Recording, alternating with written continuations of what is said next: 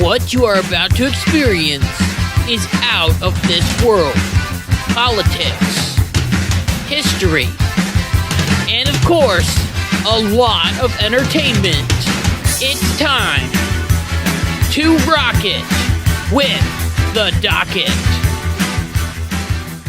Hey, what's going on, everybody? It's Kyle Dockery with the Dockery Docket. We are here with another fantastic episode of the Dockery Docket. I'm excited to be here, and I hope that you are excited to be here as well.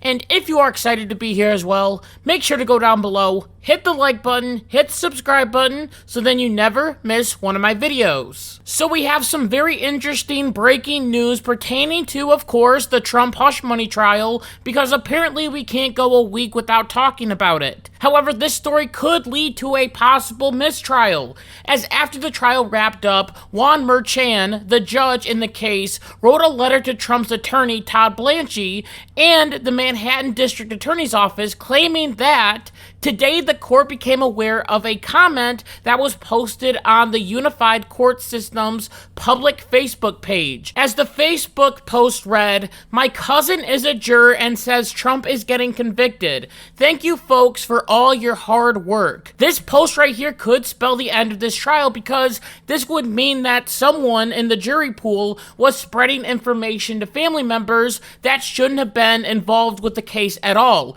as the jury was specifically told not to talk about this case outside of the courtroom. So this means that this case should get a mistrial. Trump gets his guilty verdict thrown out, and Trump can finally go out and campaign with no worries in the world, right? This is the perfect situation for Republicans, right? Well, not exactly, as there is one huge problem with this post. Was it authentic, or was it someone trolling? The profile went by the name of Michael Anderson, which just sounds like someone randomly picking two names and putting them together. But this person claimed in his profile that he is trans-abled and a professional crap poster. Crap is another word, but you know I don't swear, blah blah blah. Meaning that he just posts random things all the time to try and get attention, which that is exactly what this person did. He caused a media storm where people are wondering, is this going to be a mistrial? Will this stop Trump from going to jail? All while this Michael Anderson guy is cracking up in his room saying, how on earth did the judge and the jury and all these people believe what I'm saying? I'm joking. Here's the thing about Facebook and all of this other social media crap. You can put whatever you want on there. You and I could have done the exact same thing that this Michael Anderson guy did and claimed that a juror told you that Trump was going to be innocent. Or you could make up a story that said that Trump cried while the verdict was being read. The point is, people troll all the time. And the judge not realizing that this may be a troll account or a joke makes me wonder, why on earth would the judge even bring this up in the first place when I don't even think they investigated the post to see if it was a troll or not? Well, I have a theory that you can probably take with a grain of salt, but that's okay. It's something to think about. I think that the judge, along with the Democratic Party, wants this case to go into a mistrial. But why? The judge and the Democrats already received what they wanted, a guilty verdict on Trump and possible jail time for their political rival. Well, let's take a look at it. What does a mistrial mean? Well, it may mean that the judge calls the jury back in and questions all of them to find out who leaked this information to a family member. It could also mean a new judge, a new jury, and a whole new trial. If there's a new trial, that would mean that once again Donald Trump would have to go to court every single day, just like the last trial. Meaning that Donald Trump will be off of the campaign trail for another 6 months. Which, if the new trial started this month and it went the full 6 months, it would go past the election, meaning that Joe Biden has an advantage when it comes to campaigning. Because once the guilty verdict was reached and Trump was able to go out and campaign again, he has been hitting the ground running. As a few days after the guilty verdict, Trump went to UFC 302, and the crowd went crazy. And this was in a Democratic state. It was in New Jersey. Trump also took a trip down to Rutherford, Arizona, where he touted how much money his campaign has raised since he was convicted. And according to Trump, his campaign has raised a grand total of $141 million, which Trump has claimed is one of the biggest in history. Trump also went to Nevada, where there were large crowds to hear Trump speak, even though it was 100+ degrees outside, and people even had to be sent to the hospital because of that. Trump is still standing, and the Democrats cannot have it. This is why I believe that they want to have a mistrial. No matter where Trump goes, he is getting thousands of people to show up. He is fundraising better, and he barely got hurt in the polls.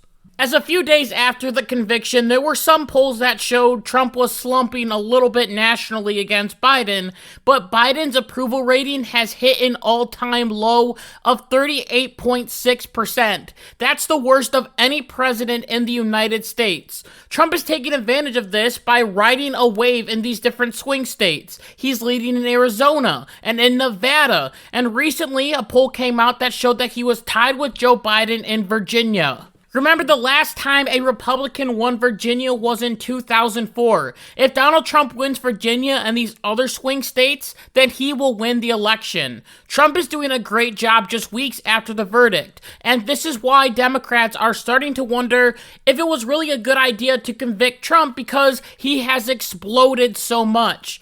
Usually when a person running for president gets convicted and is claimed to be a felon, it is the end of their run for the presidency, but for Trump, that is a different story. This is why I think they want to send Trump back to court, so then he can't campaign anymore. They don't want him to raise any more money, and they want Joe Biden to have the advantage because he is losing. The Joe Biden campaign can't accept this either, so they have also started to come out swinging against Donald Trump, claiming that when he is president, he will do exactly what they have done to Donald Trump for his entire presidency. This is what the Joe Biden campaign posted on their X account, as it claims, reeling and increasingly unhinged from his own felony convictions, Trump raising plans to jail his political opponents is just the latest proof that he will do anything to regain power, preserve his own freedom, and seek revenge on anyone who opposes him.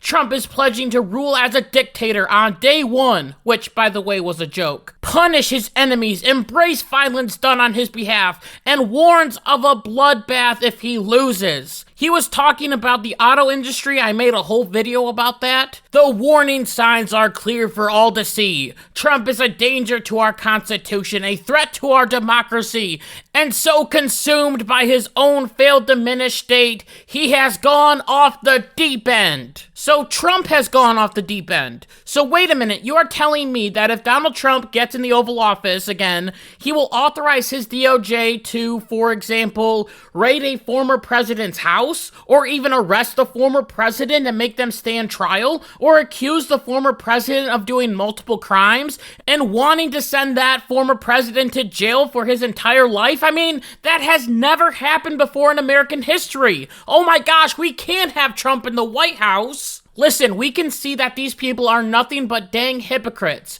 It is fine for the Biden DOJ and crooked DAs to go after Trump, but once Trump claims that he wants to go after Democrats, oh well, that is anti-constitutional and dangerous to our democracy. The Joe Biden administration is desperate. They need all the help they can get, so they have to lie about Trump, claiming that he didn't cap insulin costs when he did, and Joe Biden signed it away on the very first day of being in the Oval Office. They claim that Trump doesn't care about our veterans and mentions that losers and suckers lie. They claim that Trump and the Republicans want to get rid of birth control and ban abortions when Trump has made a video claiming that he wants all of it to go back to the states, and in the Truth Post he talked about how he doesn't want to touch birth control and disagreed with Alabama when it came to in vitro fertilization. Like I said last week, this isn't going to end soon, and they are going to keep on spreading lies. My hope is that you see through these different lies and don't get discouraged. And you know that the Democrats are going to be fighting mad right now because a jury just convicted Hunter Biden on gun charges. So now we are going to see what is going to happen with that. I didn't have enough time to write about it, and I apologize about that, but I do want to thank you so much for listening to this episode of the Dockery Docket. And until next time, like my mom always says, be good, be kind, be be loving. Goodbye.